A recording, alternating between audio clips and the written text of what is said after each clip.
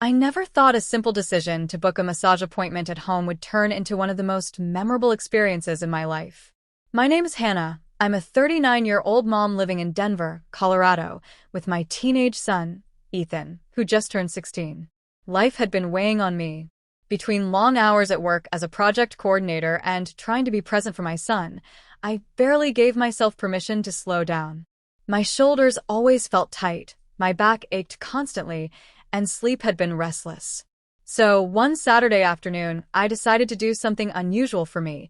I booked a professional in-home massage. It was supposed to be a quiet, private, stress-relieving hour. I imagined soft music playing, the faint scent of lavender in the air, and nothing but calm silence as someone worked away months of stress from my tired body. I didn't expect my son to accidentally walk in halfway through, leading to one of the most unexpectedly emotional conversations we had ever had. That day, the sun was warm, the curtains were half drawn, and Ethan was upstairs playing video games. I had already told him that I'd be downstairs for a massage and that I needed an hour without interruptions. He nodded, barely listening, with his headphones on. I smiled, knowing how teenagers could be. When the massage therapist, a kind middle-aged woman named Carol, arrived, I felt slightly nervous. She set up her portable massage table in the living room, dimmed the lights, and turned on a small speaker that played soft instrumental music.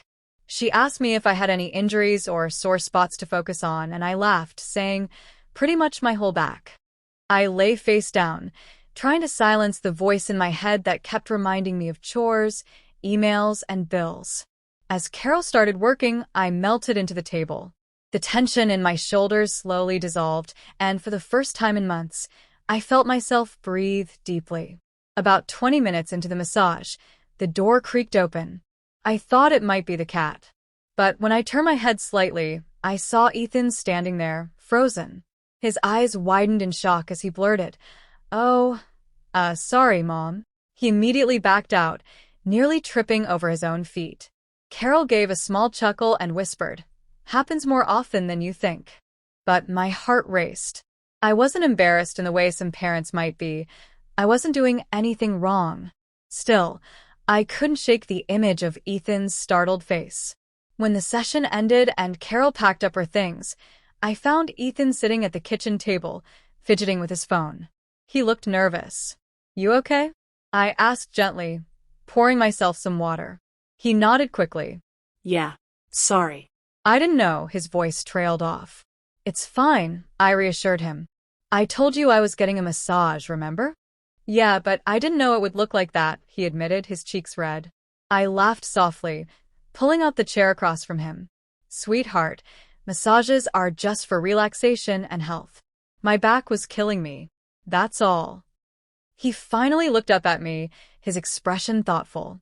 "I guess I never thought about you needing stuff like that. I mean, you're always running around for me, for work, for everything." I didn't realize. His words trailed off, but the emotion in them hit me hard.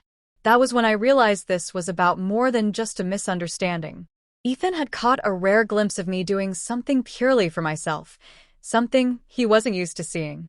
I had spent so many years putting his needs above mine, trying to make sure he never felt the absence of his dad, who had left when Ethan was only 8.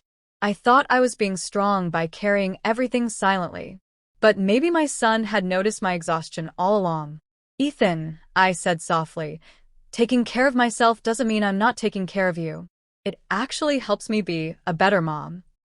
He fiddled with his phone again, then put it down. I didn't realize you needed it. I always thought you had it all figured out." I smiled faintly. "I wish that were true. But I get tired too. Sometimes, I just need a little break." That conversation opened a door between us I hadn't expected. Over the next hour, we sat at the kitchen table and talked, really talked, about things we usually kept bottled up. He admitted he sometimes felt guilty watching me work so hard. I admitted that I sometimes worried he carried too much responsibility by being the man of the house at his age. It was raw, honest, and exactly what we needed.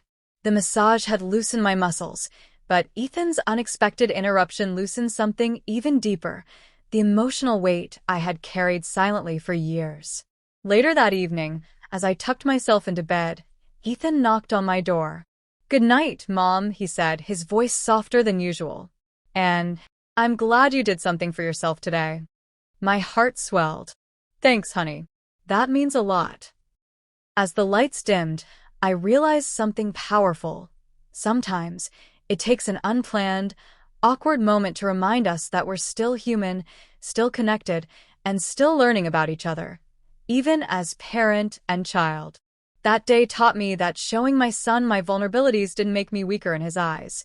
It made me more real. And in return, he showed me compassion that I never expected from a 16-year-old. It wasn't just about a massage. It was about a reminder that love, respect, and understanding can appear in the most ordinary, surprising moments.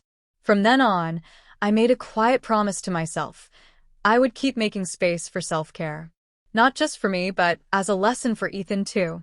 Because if he grows up seeing his mom take care of her health, her emotions, and her peace, maybe he'll learn to value those things for himself one day. And all of it started because my son accidentally walked in during my massage.